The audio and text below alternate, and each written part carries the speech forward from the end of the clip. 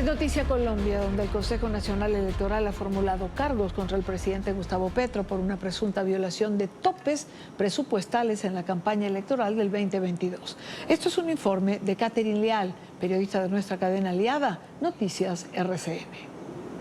El Consejo Nacional Electoral abrió una investigación por presunta vulneración al régimen de financiación de las campañas electorales contra Gustavo Petro como candidato presidencial, Ricardo Roa como gerente de la campaña, Lucy Aide Mogollón, quien fue tesorera, Marilucy Soto y Juan Carlos Lemus como auditores, al Movimiento Político Colombia Humana y al partido político Unión Patriótica.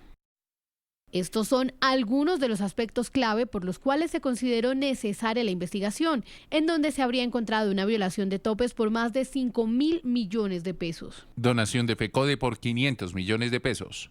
La ponencia señala que los 500 millones que giró FECODE habrían sido usados para pagar gastos de la campaña presidencial. El dinero habría sido pagado a Ingenia Media, la empresa que se encargó de la estrategia de datos electorales. Donación de la Unión Sindical Obrera. Este sindicato habría aprobado en junio de 2022 la donación de 600 millones de pesos para gastos de la campaña. Según la ponencia, en primera vuelta se pagaron 121 millones y 379 para la segunda vuelta. La ponencia agrega que tanto las donaciones de la USO como las de FECODE no podrían darse, ya que la ley prohíbe aportes de personas jurídicas. Pago a 35.000 testigos electorales. La ponencia menciona giros por más de 900 millones de pesos en primera vuelta y cerca de 180 millones en segunda, que habrían sido utilizados para el pago de testigos electorales, información que no habría sido incluida en las cuentas oficiales de la campaña. Pagos a la compañía aérea SADI, SAS. Entre las pruebas se detalla que fueron manipuladas y anuladas facturas para el pago de servicio de transporte aéreo de la empresa SADI, la misma que está envuelta en el escándalo de estafa masiva de criptomonedas con Daily Cop. Las cuentas de la celebración. Las facturas al pago del auditorio en el que la campaña Petro Presidente celebró su victoria también está en la mira. Y es que según la ponencia, pese a que se emitieron dos facturas, una por 150 millones y otra por 100 millones de pesos, en el reporte solo se incluyó la primera. Entre los aspectos que están siendo investigados también está un préstamo por parte del Polo Democrático por 500 millones de pesos que no fueron reportados y la omisión del pago para propaganda electoral. En medio de esta decisión se sigue generando una fuerte controversia. Mientras algunos juristas consideran que el CNE estaría extralimitando sus funciones, otros aseguran que el organismo es competente para investigaciones de carácter administrativo, tal y como lo dijo el Consejo de Estado. El presidente insiste en que la decisión del Consejo Nacional Electoral de abrir la investigación y formularle cargos en su calidad de candidato por la presunta violación de topes de la campaña es el inicio de un golpe de Estado. Hoy se ha dado el primer paso de un golpe de Estado contra mí. Sin embargo, el presidente del CNE, en entrevista con Noticias RCN, expresó que la Sala Plena está actuando conforme a la Constitución. El Consejo Nacional Electoral está muy lejos siquiera de imaginárselo, que sus actuaciones, sus decisiones se puedan enmarcar en un golpe de Estado. Golpe de Estado es hacer las cosas por fuera de la Constitución y la ley. Lordú insistió en el respeto por el fuero presidencial que solo podría ser discutido en la Comisión de Acusaciones de la Cámara de Representantes. El máximo respeto por la institución de la presidencia, el máximo respeto por el señor presidente, muy lejos de actuar con base en sensaciones de temor, de miedo, de rebeldía o algo por el estilo. Los magistrados no podemos tener ese tipo de sentimientos porque la ley no los impide. El presidente le contestó al magistrado asegurándole que no ha cometido ningún delito. Lordú insistió en que esto solo sería una decisión administrativa cuya máxima sanción sería una multa. Para conversar sobre este tema desde la perspectiva constitucional, quiero saludar a Juan Manuel Charri, abogado constitucionalista colombiano. Doctor, bienvenido. Gracias por acompañarnos. Un saludo muy especial a todos los televidentes. El presidente Petro ha denunciado un golpe de Estado por esta apertura de investigación por parte del Consejo Nacional Electoral. Yo quisiera comenzar preguntando, ¿se extralimitó el organismo? ¿Ha sido violado el fuero presidencial como plantea el presidente Petro?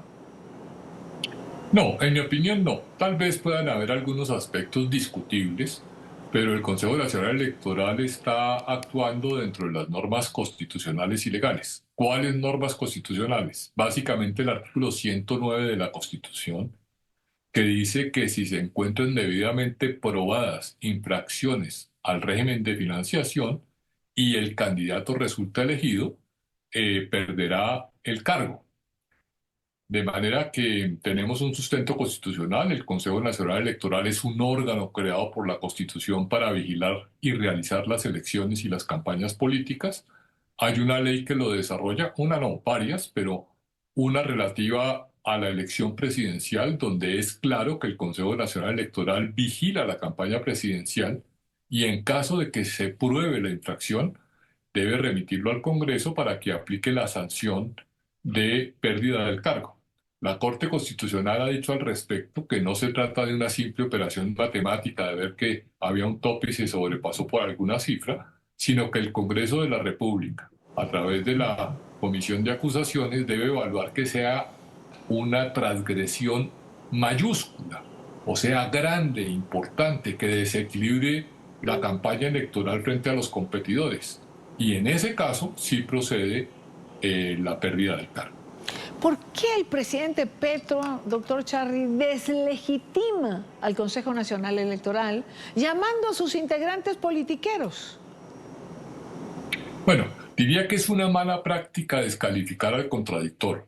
Lo que corresponde es dar la respuesta a los hechos que se están investigando.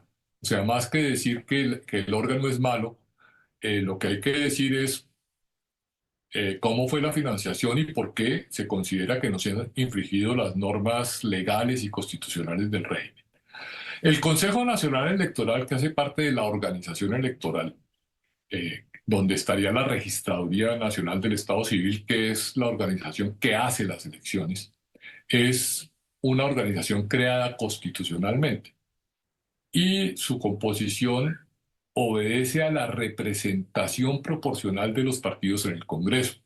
Eso con el ánimo de mantener el equilibrio de las mismas fuerzas que en un momento dado están representadas en el Congreso de la República, que es el máximo órgano representativo y de deliberación donde se adoptan las leyes que tiene que ejecutar el presidente, se conforma con esa proporción. Decir que es un órgano politizado, pues digamos que la palabra es exagerada, pero sí es un órgano de composición política de los partidos que están en el Congreso de la República. Bueno, precisamente, ¿no? Con pluralidad, es decir, como en el Congreso mismo. Tal cual. Y obedeciendo a la proporción de la representación. Hace unos días, doctor Charri, el gobierno colombiano, en cabeza del ministro del Interior, Juan Fernando Cristo, habló de un acuerdo nacional. ¿No hay falta de coherencia entre esta propuesta inicial y el tono posterior con el que el presidente se ha dirigido a los colombianos ante la apertura de esta investigación? En mi opinión, sí. El presidente de la República se debate entre acuerdo nacional y el esquema gobierno-oposición. Y yo un poco lo explico por su procedencia de que es un hombre que viene de la oposición política durante muchos años y más remotamente viene de la insurgencia guerrillera. Él, digamos que no se siente cómodo representando el establecimiento como presidente, se siente más cómodo en el plan de la oposición. Y además siente que tiene fortaleza política en la calle y convocando a la manifestación y en la plaza pública. Y cuando ve que hay problemas de orden político en sus relaciones con el Congreso, de orden jurídico en relación con los jueces o ahora con el Consejo Nacional Electoral, en múltiples ocasiones opta por la solución política o por la respuesta política y no jurídica de convocar a la manifestación, de convocar a la marcha, en lo que en mi opinión es equivocado. Lo que le corresponde es explicar la financiación de la campaña lo más claro y transparentemente posible y que el pueblo juzgue y la opinión pública. El presidente llama a la movilización popular, pero ¿qué sigue de ahora en adelante en este proceso? ¿Cuál es el escenario más probable que usted visualiza? Bueno, lo que ha ocurrido hasta el momento es que en una larga indagación preliminar que lleva 2 años, se llegó a la conclusión de que hay elementos probatorios de posibles infracciones y lo que corresponde es que los responsables de la campaña expliquen qué fue lo que ocurrió para ver si sus explicaciones son satisfactorias, con la posibilidad de pedir pruebas y después de alegar de conclusión. En eso fácilmente se pueden ir 6 meses en los que una vez que se defiendan y prueben su posición, el Consejo Nacional Electoral pues mire la situación y si hay o no irregularidad.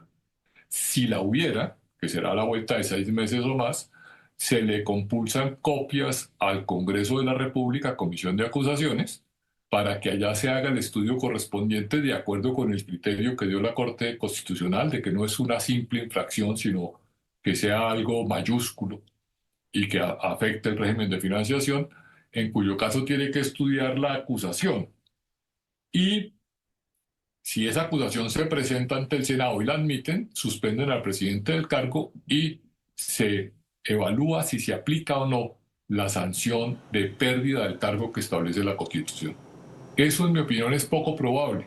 La Comisión de Acusaciones, que ejerce control político, no tiene la eficiencia que muchos quisiéramos y son muy pocos los casos que llegan a aplicar una sanción, que los ha habido en materia de magistrados de las Cortes, pero el único presidente sancionado, el último, fue Rojas Pinilla en los años 50.